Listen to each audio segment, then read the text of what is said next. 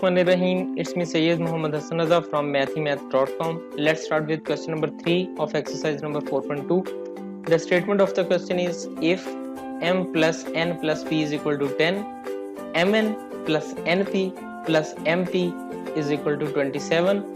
So हमने find out क्या करना है, m square plus n square plus p square इसको हमने फाइंड आउट करना है।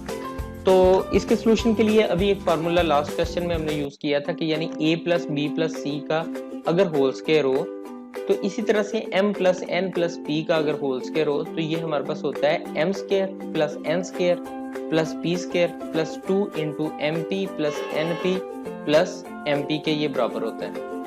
अब जस्ट इस फार्मूला के अंदर हम ये वैल्यूज जो कि हमें गिवन है इनको हम सब्स्टिट्यूट करते हैं।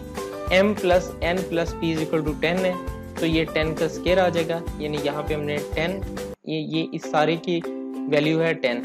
सो ये 10 का square is equal to m square plus n square plus p square that is equal to 2 into mp plus np plus mp is equal to 27 है। यहाँ 27 आ गया, ये हमारे पास आ गया